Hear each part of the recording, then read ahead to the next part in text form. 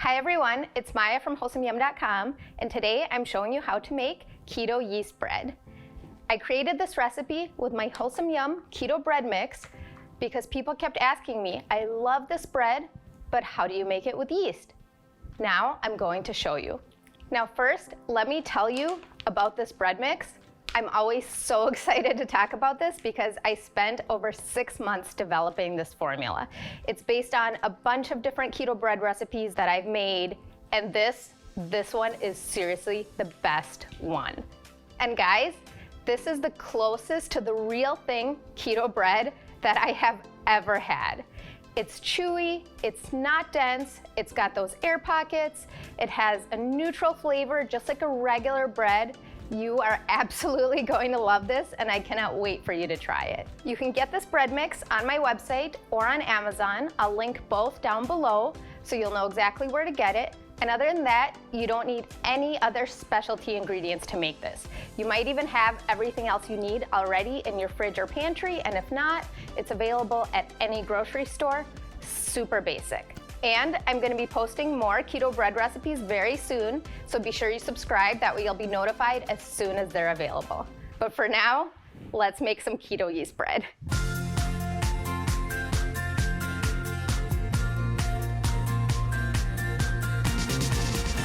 We're going to start by blooming the yeast. You're going to do that in 1/4 cup of warm water and a teaspoon of inulin powder. Inulin powder is a prebiotic powder that is going to feed our yeast. If you don't have that, you can also use coconut sugar. The yeast will consume it, so it won't be in your end product. For the water, we're going for between 110 and 115 degrees Fahrenheit, but if you don't have a thermometer, you can just estimate by feeling whatever feels nice and warm on your hands. So you're gonna whisk that together until it's nice and smooth, no lumps, then you're gonna set it aside to bloom. Now we're gonna line our pan. Grab a loaf pan. You want about 8 by 4 or 8.5 by 4. This is a smaller loaf pan. We're gonna flip that over, and I'm gonna show you how to line the pan perfectly. I love this little trick. So you're gonna arrange the parchment paper so that one edge kind of folds over the side of the pan, and then you're gonna cut the parchment paper all around. Then you're gonna cut the corners just like this. You can see the edges go over the side of the pan. Once you flip the pan over, you can just press down and it's gonna fit perfectly. The corners are gonna be perfect. I love this method. Okay, we're gonna set aside the pan, and now we're going to make our bread. To start, you're gonna need 6 tablespoons of unsalted butter, and you're gonna use a hand mixer to beat that until it's nice and fluffy. It'll usually take a few minutes, up to 5 minutes, depending on your kitchen temperature. Make sure your butter is at room temperature, otherwise it's not gonna get nice and fluffy like this. Next, we're gonna add 4 large eggs. Make sure your eggs are at room temperature as well, otherwise they're going to solidify the butter and nobody wants that. You can crack the eggs directly into the bowl. Now we're going to add 3/4 cup of unsweetened almond milk. You can also use heavy cream. I'd like to water that down a little bit if you do swap in cream, or coconut milk beverage will work, the kind that's not thick, not from a can, but from a carton. Beat that together until it's nice and fluffy and smooth. Finally, we're gonna add our keto bread mix. You're gonna use the whole bag for this loaf, and we're gonna add just a little bit at a time.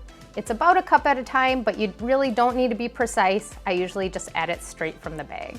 You'll end up with a batter at first, and then as you keep adding more, you'll end up with a nice thick dough. Once that's done, you can check if your yeast is ready. You'll know it's ready when it gets nice and frothy like this, and the surface will bubble up a little bit. That's how we know it's ready. Now we can add this to our bread dough. We want to be careful not to break down the yeast, so we're gonna gently fold that into the dough. We're not gonna stir it, just fold gently. Place your spatula into the bottom of the bowl and then fold up just like this until it's nice and uniform. Once your keto yeast bread dough is ready, we're gonna cover it with plastic and we're gonna place it into a warm place to rise. It's important that you place it somewhere warm with no draft, otherwise it's not going to rise properly. I usually just use the microwave without turning it on. You can also place it in the oven without turning it on, or a sunny windowsill is great as long as you're sure that there's no draft from the window. It'll rise for about an hour. After an hour, you can preheat your oven to 325 degrees Fahrenheit and remove the plastic. Transfer the keto yeast bread dough to your lined loaf pan And then we're gonna smooth the top because this is gonna help our bread have a nice smooth top at the end as well. We wanna be careful not to disturb the yeast too much, so I use a spatula to smooth the top a little bit at first, just to kind of distribute it. And then I'm gonna grab a sheet of plastic wrap and I'm going to just press lightly with my hands on top of the plastic to get the top even more smooth.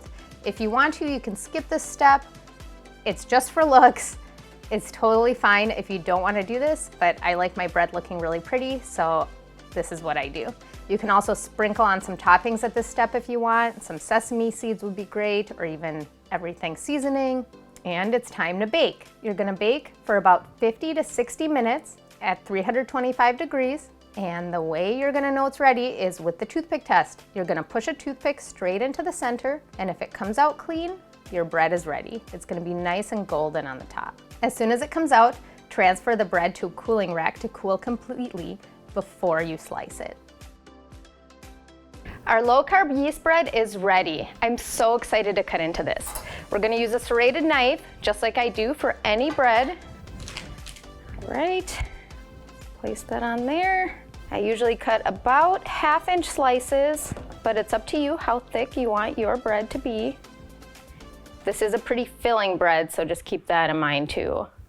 Sometimes I do thinner slices if I'm having this with a filling meal. Look at those air pockets, just gorgeous.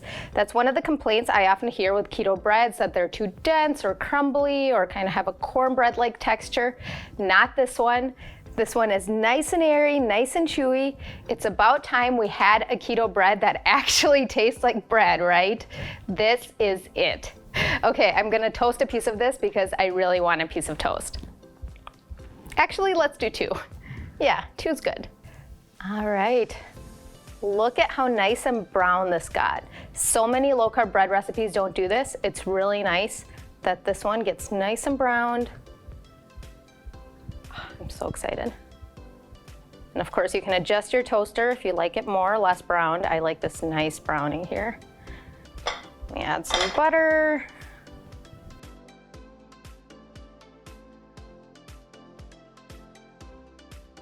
I hope you're gonna make this keto yeast bread soon. If you do, be sure to leave me a comment, tell me what you think. I love hearing from you guys, and tell me how you're gonna use this too. Are you gonna make a sandwich? You can make croutons out of this as well. I'll link that recipe below, by the way. And if you do make this, snap a photo for me, post it with #WholesomeYum. I love seeing your yummy meals. See you next time on Wholesome Yum, where I show you easy, healthy, and keto recipes, all with 10 ingredients or less.